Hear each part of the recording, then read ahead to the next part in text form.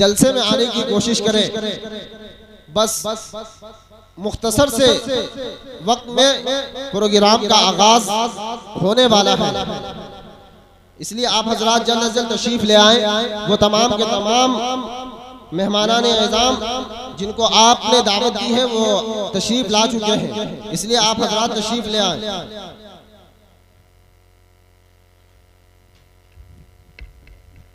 آئیے حاضرین گرامی، مناسب سمجھتا ہوں کہ اب اس پروگرام کا آغاز اس لافانی، بے مثال اور لاجواب کتاب قرآن مقدس سے کریں، جس کا نزول آج سے 1400 سال پہلے عرب کی سرزمین پر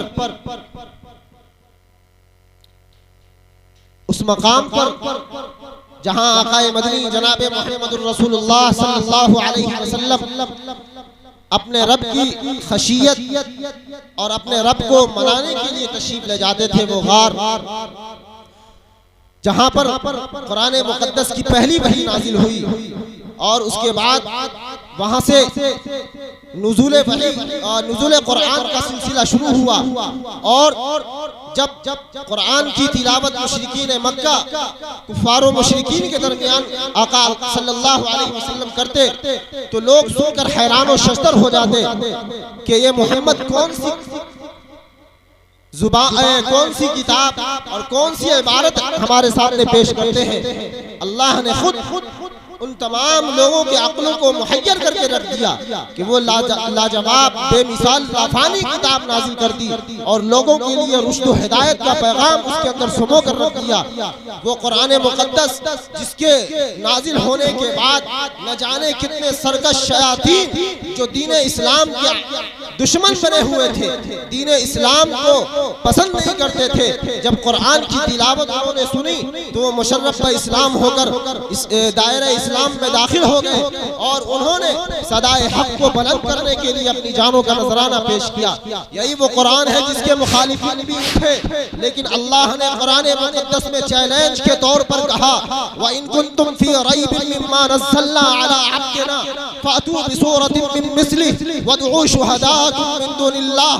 اللہ نے چیلنج کر کے کہا، اور جب وہ لوگ قرآن مقدس کے ثانی کے طور پر پیش کرنے کی سازش رچنے لگے، اللہ نے ان کی سازشوں کو ناکام اور فیل کر کے رکھ دیا. اور خود اللہ نے قرآن مقدس میں اپنی کتاب اور اپنے قرآن مقدس کی حفاظت کا وعدہ فرمایا، اور تمام لوگوں سے کہہ دیا، وہ تمام ظالم و جابر کفار مشرکین عنادین سے اللہ نے یہ کہا اِنَّا نَحْنُ نَزَّلْنَا الذِّكْرَ وَإِنَّا لَهُ لَحَافِظُونَ.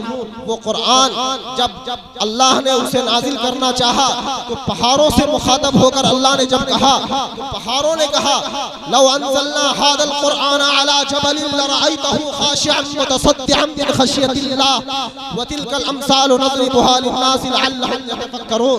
یہ قرآن کا اعجاز اور یہ قرآن کی دلیل ہے، اس لیے آئیے ایسی بابرکت، بے مثال، لاجواب کتاب سے اپنی مجلس کا آغاز کریں. یہ دینی محفل ہے، کوئی دنیاوی محفل نہیں کہ ربن کاٹ کر یا موم بتی جلا کر اس کا آغاز کیا جائے. قرآن کی تلاوت سے آغاز ہو محفل کا، قرآن کی تلاوت سے آغاز ہو محفل کا، اس نور سے پا جائے ہم راستہ منزل کا. آئیے بڑی تیزی کے ساتھ میں بغیر حائل ہوتے ہوئے قاری القرہ جناب قاری رشید صاحب باندیوی، استاد تجوید و قرأت مدرسہ تجوید القرآن خیروا چمپارن سے گزارش کروں گا کہ آپ تشریف لائیں اور قرآن مقدس کی تلاوت سے آج کی اس تعلیمی بیداری کانفرنس کا خوبصورت اور احسن طریقے سے آغاز فرمائیں. مائک پر جناب قاری رشید احمد صاحب باندیوی.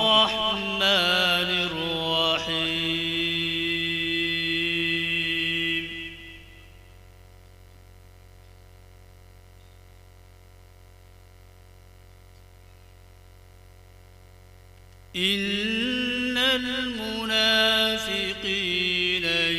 يخادعون الله وهو خادعهم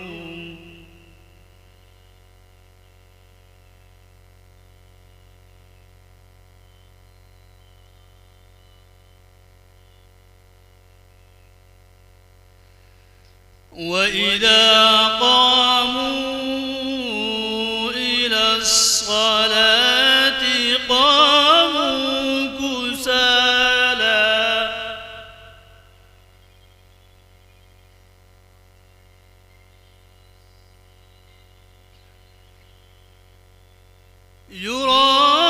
يراءون الناس ولا يذكرون الله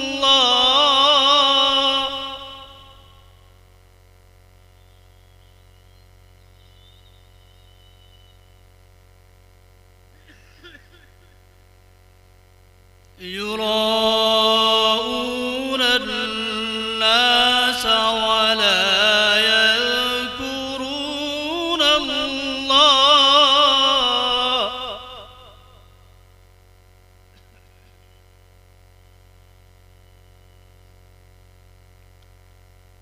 ولا يذكرون الله إلا قليلا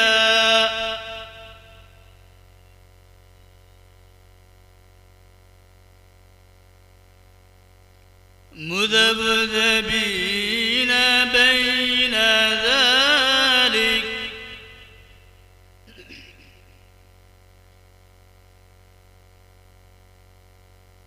لا إله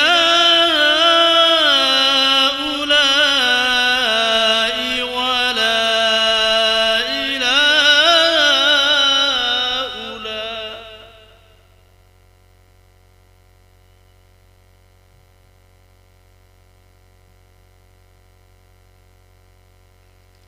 ومن يضلل الله فلن تجد له سبيلا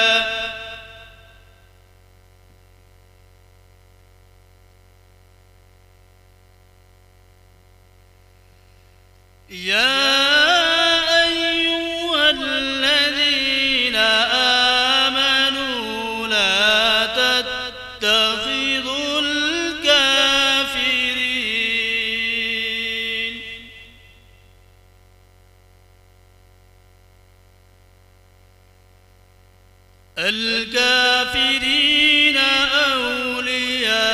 أولياء من دون المؤمنين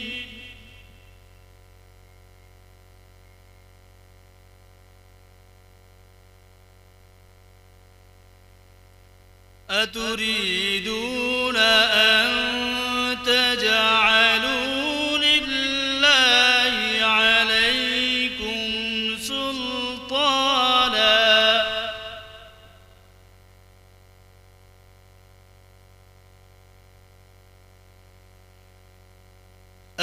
أتريدون أن تجعلوا لله عليكم سلطانا مبينا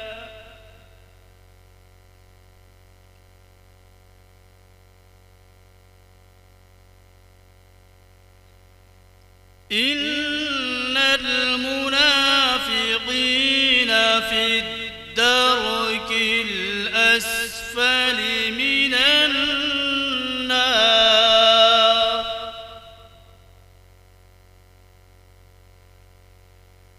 ولن تجد لهم نصيرا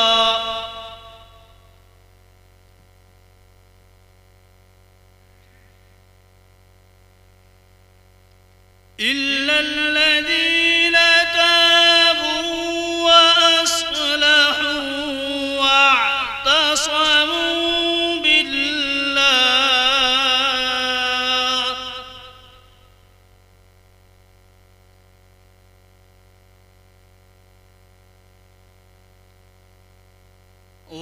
واعتصموا بالله وأخلصوا دينهم لله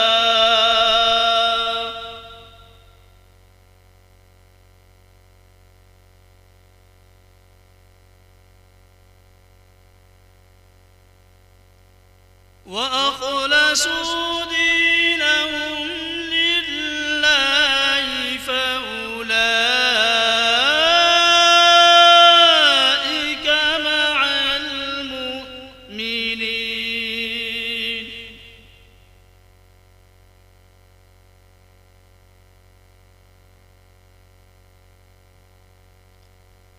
وسوف يؤتي الله المؤمنين أجرا عظيما.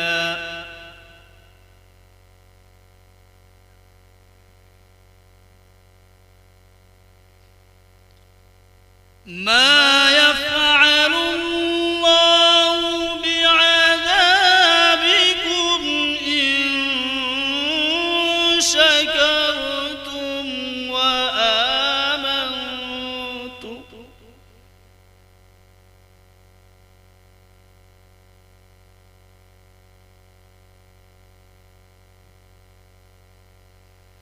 ما يفعل الله بعذابكم إن شكرتم وآمنتم.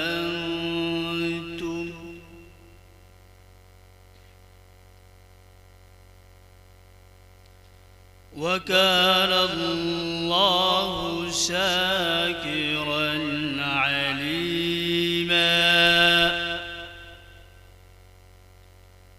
وكان الله شاكرا عليما. صدق الله العظيم. अगर हमारी वीडियो अच्छी लगी तो हसनैन उर्दू मीडिया को लाइक करें, कमेंट करें, शेयर करें और सब्सक्राइब करना बिल्कुल ना भूलें।